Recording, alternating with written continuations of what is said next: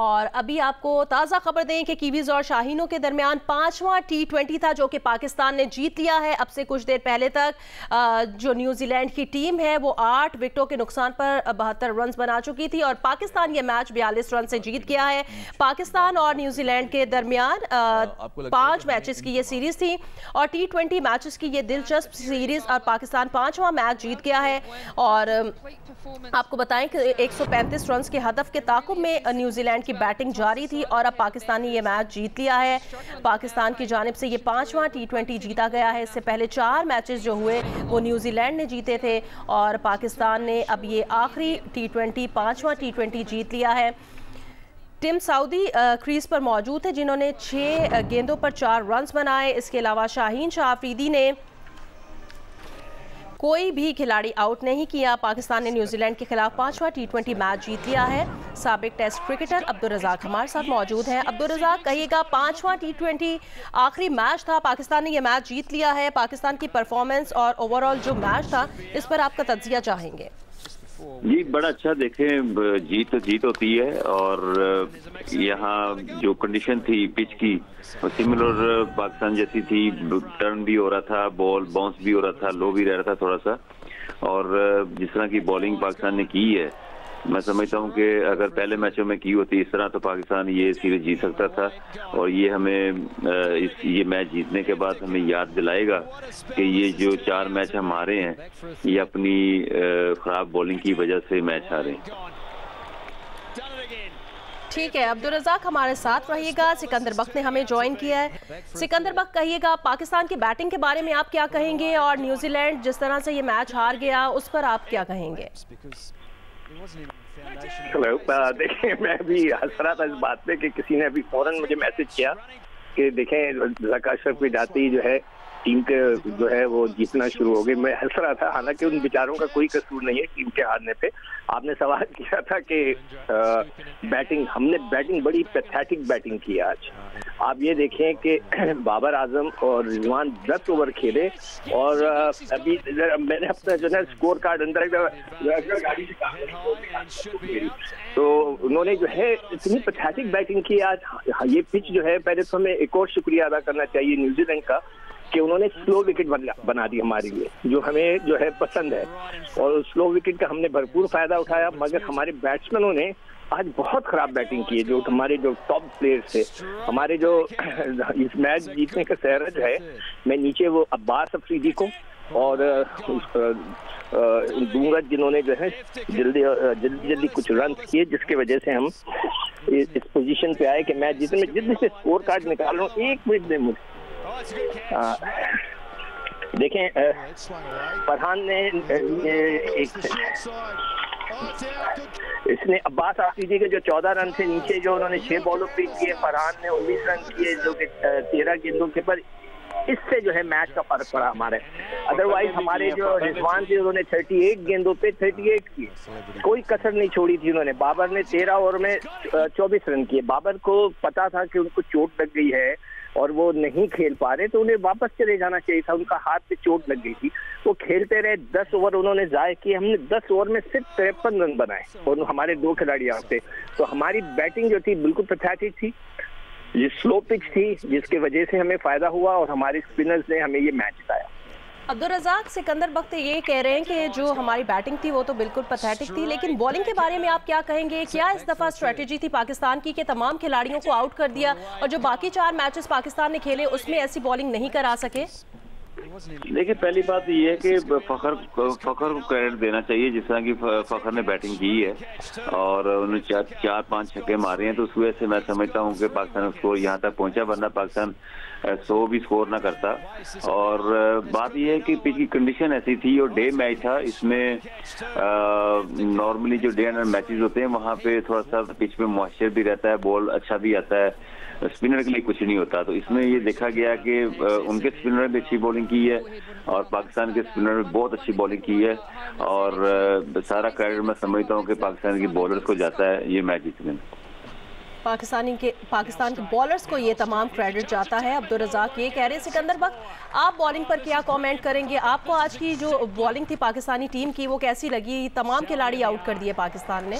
नहीं देखिए, वो जो मैंने बैटिंग में वाकई वो सही कह रहा है रज़ाक। हमें फखर की जो 16 गेंदों पे उन्होंने इनिंग खेली 33 की, वो जो था बेसिकली उसने जो है जो टेम्पो क्रिएट किया था पाकिस्तान के लिए, वरना रिजवान और बाबर ने तो कोई कसर नहीं छोड़ी थी, इतना वो स्लो खेले। जो हमारे स्पिनर्स थे उन्होंने आज जो है काम दिखा दिया। इफ्तिखार अहमद, जिनके लिए मैं डे 1 से कह रहा था कि भाइयों इनको गेम करा दो, उन्होंने 24 रन से सामान। अब्दुल रज़ाक हमारे साथ रहेगा इस वक्त, आपको बराह रास्त दिए चलेंगे शाहीन शाफरीदी और इफ्तिखार अहमद। इस वक्त बात, पाकिस्तान ने न्यूजीलैंड के खिलाफ 5वां T20 जीत लिया है। पाकिस्तान टीम व्हाइट वॉश से बच गई है। सीरीज में 4-1 से शिकस्त हुई है। क्राइस्टचर्च में टॉस जीतकर पाकिस्तान ने पहले बैटिंग का फैसला किया था और पाकिस्तान ये मैच जीत चुका है। इससे पहले 4 मैचेस हुए जिसमें पाकिस्तान को शिकस्त का सामना करना पड़ा और आखिरी T20 मैच था जिसमें पाकिस्तान जीत गया है। पाकिस्तान के 135 रन का हदफ था जो कि कीवी टीम नाकाम रही पूरा करने में।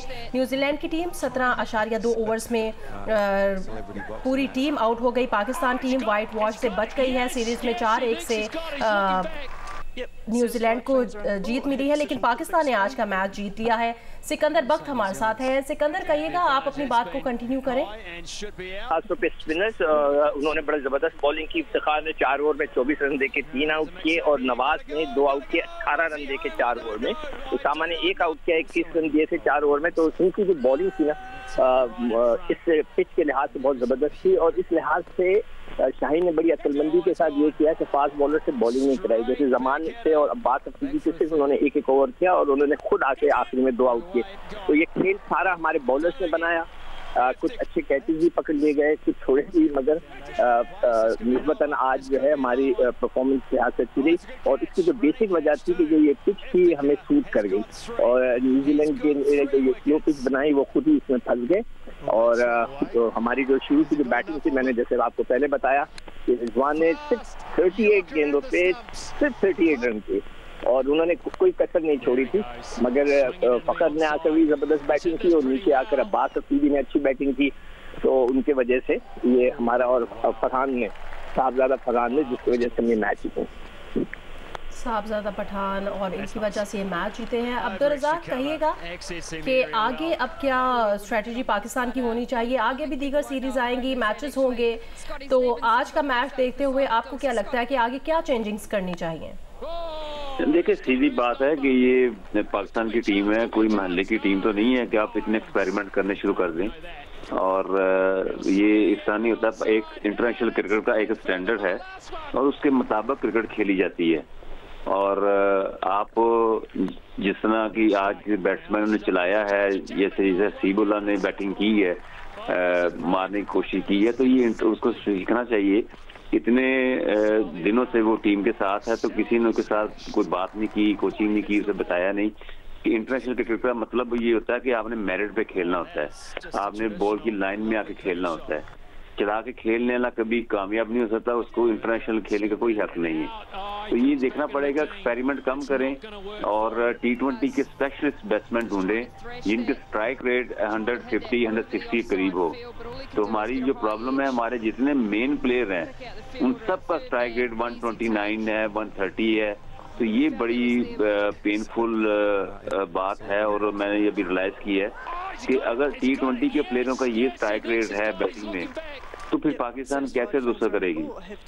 क्योंकि हर जगह पे ऐसी पिचेज नहीं मिलती। क्योंकि जो हमने 4 मैच देखे हैं वहाँ पे टोटली बैटिंग ट्रैक था जिसमें ना स्पिनर के लिए कुछ था, ना फास्ट बॉलर के कुछ लिया था। रन काफी हुए थे, 220 रन हुए हैं। तो ये पाकिस्तान को सोचना पड़ेगा कि फ्यूचर में आपके पास कौन से ऐसे प्लेयर हैं जो 200 के स्ट्राइक से भी खेल रहे हैं T20। अच्छा सिकंदर बख्त, ये कहिएगा, वर्ल्ड कप की तैयारियां चल रही हैं, जो पाकिस्तान टीम ने इस सीरीज में डिफरेंट कॉम्बिनेशंस जो बनाए हैं पाकिस्तानी टीम के, पाकिस्तान टीम ने न्यूजीलैंड के खिलाफ 5वां T20 मैच जीत लिया है। पाकिस्तान टीम वाइट वॉश से बच गई है। सीरीज में 4-1 से शिकस्त हुई है।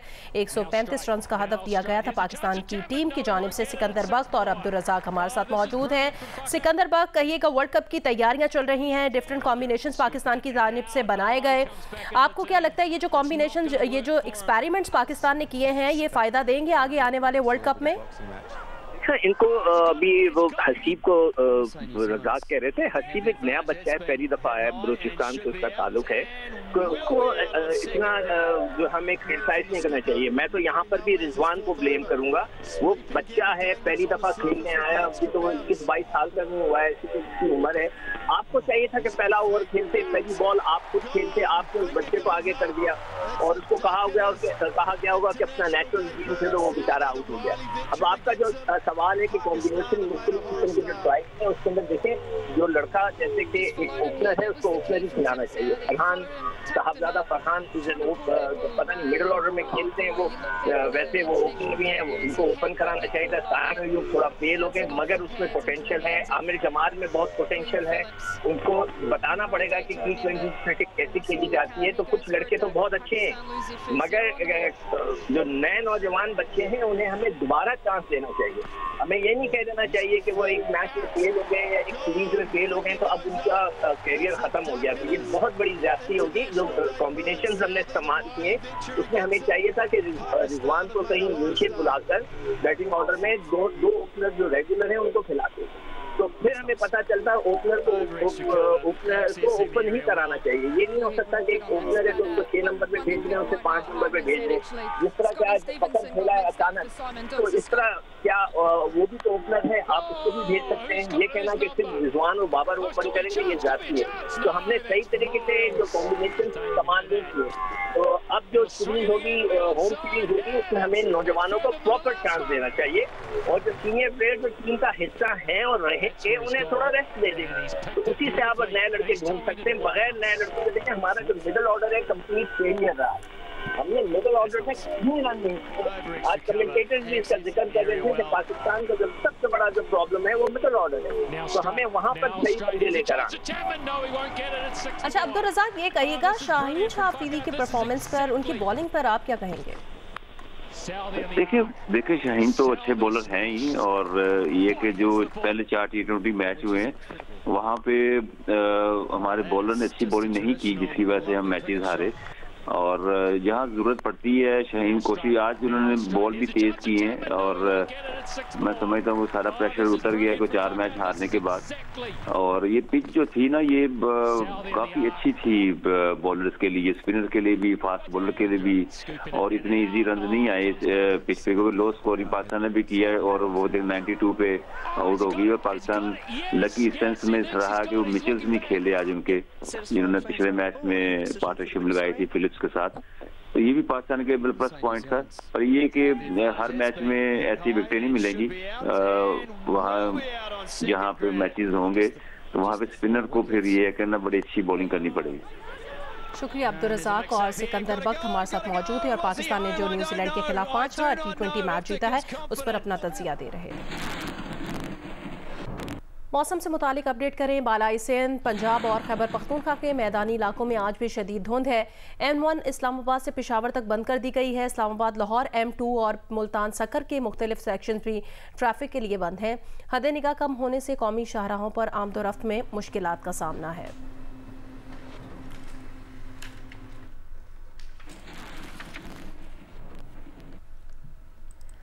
सरगोदा शहर और गिरदोनवाह में शदीद सर्दी के साथ धुंध का सिलसिला जारी है, जिसके बायस ट्रैफिक का निज़ाम और कारोबारी जिंदगी भी मुतासिर हो रही है। तफसील बताएंगे जियो न्यूज़ के नुमाइंदे मलिक मोहम्मद असगर। जी, सरगोदा शहर और गिरदोनवाह के इलाकों में आज भी शदीद धुंध का राज है। शदीद धुंध की वजह से जहां सर्दी की शिद्दत बढ़ जाती है, उसके साथ साथ कारोबार ज़िंदगी भी बुरी तरह मुतासर होकर रह गया है, जबकि ट्रैफिक की रवानी भी बुरी तरह मुतासर होती है। महकमा मौसमियात का कहना है कि धुंध का ये सिलसिला जारी रहेगा। अगरचे गुज़िश्ता 2 रोज़ कबल यहाँ पर 2 रोज़ के लिए सूरज ने अपना चेहरा दिखाया था और 22 रोज़ के बाद जो है वो सूरज आया था, लेकिन एक मरतबा फिर आज जो है वो धुंध का सिलसिला शुरू हो गया है और धुंध के साथ साथ सर्दी की शिद्दत में भी इजाफा हो गया है। जी। राजनपुर शहर और गिरदोनवाह में मुसलसल 3 हफ्तों से धुंध का सिलसिला जारी है, जिससे सर्दी की शिद्दत में मजीद इजाफा हो गया है। तफसील बताएंगे इलियास रजा। राजनपुर शहर के दौरान में इस टाइम शदीद धुंध का सिलसिला जारी है। धुंध की वजह से खुश्क सर्दी में भी बहुत ज़्यादा इजाफा हो गया। ये धुंध का जो सिलसिला है राजनपुर में 3 हफ्तों से जारी है। रात के टाइम धुंध का सिलसिला पड़ना शुरू हो जाता है। ये सुबह 12-1 बजे तक ये सिलसिला जारी रहता है। धुंध की वजह से जो कौमी शाहरा है इंडस हाईवे, वहाँ पर हद निगाह बहुत कम हो जाती है। कुछ मकामात पर तो हद निगाह 0 तक भी पहुँच जाती है। ट्रैफिक की रवानी शदीद मुतासर होती है। खुश्क सर्दी और धुंध की वजह से बीमारी में भी बहुत ज़्यादा इजाफा हो गया है। महकमा मौसमियात ने कहा है कि धुंध का सिलसिला राजनपुर में 1 हफ्ते तक मज़ीद जारी रहेगा, जिसकी वजह से सर्दी में भी बहुत ज़्यादा इजाफा होगा। और अब कुछ बात करेंगे सियासी मौसम की। सियासी दर्जा हरारत अपने उरूज पर है। मुस्लिम लीग नून के सदर शहबाज शरीफ ने पार्टी कायद नवाज शरीफ के बयानिए वोट को इज्जत दो का मतलब समझा दिया। जियो न्यूज़ के प्रोग्राम जिरगा में बात करते हुए कहा कि वोट को इज्जत दो का मतलब है कि अवाम से किए गए वादे पूरे करें। नवाज शरीफ ने कौम से कहा था कि 20 घंटे की लोड शेडिंग खत्म करेंगे। 20 घंटे की लोड शेडिंग खत्म हो गई, इसी को कहते हैं वोट को इज्जत दो। शहबाज शरीफ ने कहा कि उन्हें उम्मीद है कि 8 फरवरी के इलेक्शन में नून लीग को सादा अक्सरियत मिल जाएगी। ये भी कहा कि अगर अवाम ने बिलावल को अपने वोटों से वजीर आजम बनाया तो अवामी मैंडेट दिलो जान से कबूल करेंगे। मियां नवाज शरीफ का बयानिया वोट को इज्जत दो का बयानिया था, तो ये इस दौरान जो कुछ हुआ उसकी वजह से अब आप वोट को इज्जत दो की बयानिया के साथ जाएंगे या कि शहबाज शरीफ की तरक्की के? नवाज शरीफ का बयानिया वोट को इज्जत दो, तो वोट को इज्जत दो का क्या मतलब है कि जो नवाज शरीफ ने कौम से कहा कि मैं इंशाअल्लाह अपना 5 साल में कोशिश करूंगा कि 20 घंटे की बिजली के अंधेरे जो हैं ख़त्म कर दूंगा।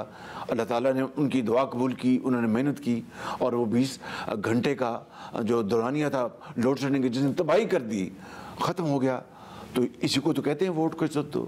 अगर नवाज शरीफ ने ये कहा कि हम पाकिस्तान के अंदर सनत और ज़राअत और हिरफत में बेपनाह इंशाअल्लाह कोशिश करेंगे तरक्की करने के लिए, तो अल्लाह ताला ने उनकी दुआओं को और कोशिशों को कबूल किया। इसी को तो वोट को इज्जत दो। वोट को इज्जत दो का मतलब क्या है कि आवाम से जो वादा किया गया उसको हद्दुल मक़दूर कोशिश की गई उसको पूरा करने के लिए। अब इलेक्शन में आप लोगों को क्या तवक्को है कि आप लोग हुकूमत बनाने में कामयाब हो सके? उम्मीद वास्ते है इंशाअल्लाह कि हमें एक सिंपल मेजॉरिटी मिलेगी और उसके बगैर कारोबार हुकूमत को चलाना इतना आसान नहीं होगा। अल्लाह ताला जिसको चाहे और अवाम जिसके हक़ में वोट दें, अपना बिलावल को अगर बनाते हैं तो हम बिल्कुल आमना सदक ना कहेंगे, बिल्कुल एक्सेप्ट करेंगे। चेयरमैन पाकिस्तान पीपल्स पार्टी बिलावल भुट्टो जरदारी ने मुस्लिम लीग नून पर मिसाक़े जमहूरियत फाड़ के फेंकने का इल्ज़ाम आयद किया है। एक इंटरव्यू में उन्होंने इंकिशाफ किया कि वो तो PDM की हुकूमत छोड़ना चाहते थे, लेकिन उनके वालिद साबिक सदर आसिफ अली जरदारी ने कहा कि उन्होंने मुस्लिम लीग नून को ज़बान दी है, वो उन्हें धोखा नहीं दे सकते। बिलावल भुट्टो जरदारी ने नवाज शरीफ को मुल्की मसाइल पर मनाजरे का चैलेंज भी दे दिया। बिलावल भुट्टो ने कहा कि पीपल्स पार्टी के वजारत उज़्मा के उम्मीदवार हैं, नून लीग का वजारत उज़्मा का उम्मीदवार TV पर आकर उनसे मुल्की मसाइल पर बहस कर ले।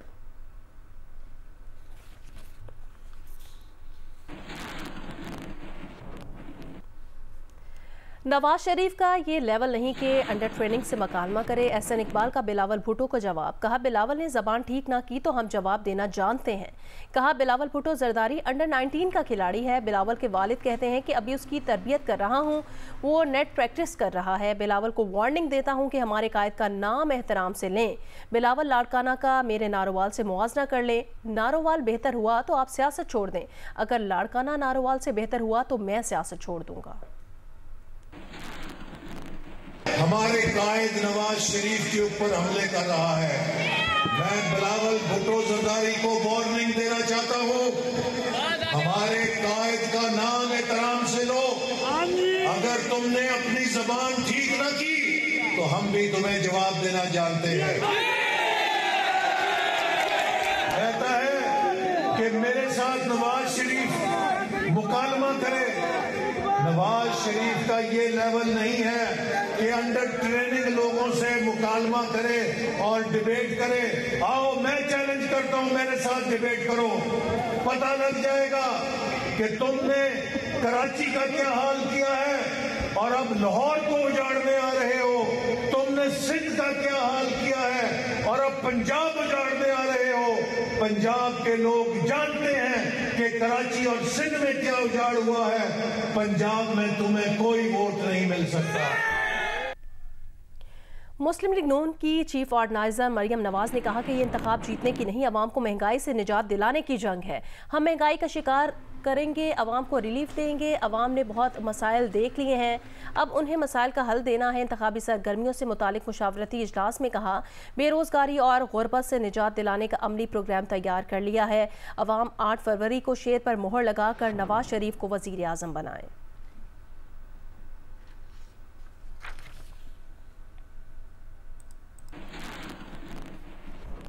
बिलावल भुट्टो जरदारी ने कहा कि पीपल्स पार्टी के सिवा तमाम सियासतदान खलाई मखलूक से उम्मीद लगाए बैठे हैं। एक बार फिर शरीफ बरादरान पर तनकीद करते हुए कहा कि कहते थे कि पंजाब में दूध और शहद की नहरें बहा दी हैं, लेकिन वो जिस हल्के से इलेक्शन लड़ रहे हैं वहाँ तो पीने का साफ पानी भी मौजूद नहीं है। बाकी जो तमाम सियासतदान हैं वो तो खलाए मखलूक से उम्मीद रखे बैठे हैं। दहशतगर्दी का खतरा एक बार फिर नजर आ रहा है। जिस तरीके से इंटरनेशनली पाकिस्तान के खिलाफ साजिशें पक रहे हैं, ये सब मेरे नजर में है। क्या वो जमात चाहेंगे जिसने 3 दफा वजारती या 4 दफा वजारत उज़्मा का ओहदा संभाला है, खुद कहते हैं कि हमने पंजाब में दूध और शहद के नहरें बहा दी है। मैं आपको बताना चाहता हूं कि मेरा हल्का जिससे मैं लड़ रहा हूं इलेक्शन लाहौर में, वहां भी पीने का साफ पानी नहीं है। कहने की मतलब ये है कि शोबाजी से काम नहीं चलेगा। मुस्लिम लीग नून के रहनुमा ख्वाजा साद रफीक ने कहा, जिसने मुल्क से ज्यादती की वो तारीख के कटहरे में मुजरिम बनकर खड़े होंगे। बानी पीटीआई ने नफरतें फैलाई, हमने वोट की ताकत से गन साफ करना है। तफसील देखिए हमजा अजीज की रिपोर्ट में। वोल्टन लाहौर में कॉर्नर मीटिंग से खिताब करते हुए साद रफीक ने कहा कि वो जीतकर इस इलाके की काया पलट देंगे। उन्होंने पीटीआई को भी खूब सुनाई, कहा कि बानी पीटीआई ने ऐसी नस्ल तैयार की है जो अपने नाना दादा की उम्र के लोगों को गालियां देती है। बानी पीटीआई ने इक़्तिदार के लालच में मुल्क का बेड़ा गर्क कर दिया। मजहबी टच देते देते कहां से कहां निकल गए। आपने पूरे मुल्क में डिसऑर्डर क्रिएट किया। जो आपकी बात नहीं माने वो मोदी का एजेंट हो गया, वो पाकिस्तान का गद्दार हो गया। कभी आपने हमें दायरा इस्लाम से खारिज करवाया, मजहबी टच देते देते आप किधर से किधर निकल गए। ये कोई तरीका मुझे बताइए मुल्क चलाने का? और मुझे कहने में कोई बात नहीं है, ये बात इस मुल्क में दूसरी मर्तबा हुई है। पहले भुट्टो साहब ने ये काम किया था, वो भी नफरत बेचा करते थे। पहली गाली जलसा यहाँ में उन्होंने दी थी अपोजिशन। आईपीपी के रहनुमा ओन चौधरी का कहना था कि आईपीपी और नून लीग का इंतखाबी निशान अलग अलग है, लेकिन नजरिया एक है। नवाज शरीफ चौथी बार वजीर आज़म बनेंगे। यही दरख्वास्त करूंगा कि 8 फरवरी को औकाफ पर मोहर लगाएं। शेर और अकाब निशान 2 हैं, लेकिन नजरिया एक है, वो नवाज शरीफ का है। पीपी 156 से नून लीग के उम्मीदवार यासिन सोहल का कहना था कि हमने इलाके में 40 स्कूल कायम किए हैं, इलेक्शन में कामयाब होकर इलाके को मजीद तरक्की देंगे। कैमरामैन आमिर बाजवा के साथ आकिब चौधरी और हमजा अजीज, जियो न्यूज़ लाहौर। ईरान पाकिस्तान ताल्लुकात में बेहतरी के बाद तेहरान से पहली ईरानी परवाज़ की लाहौर आमद हुई है। गुज़श्ता रात महान एयर की हफ्तावार परवाज़ तेहरान से अल्लामा इकबाल इंटरनेशनल एयरपोर्ट लाहौर पहुंची। ईरानी तैयारा चंद घंटे बाद लाहौर से वापस तेहरान रवाना हो गया।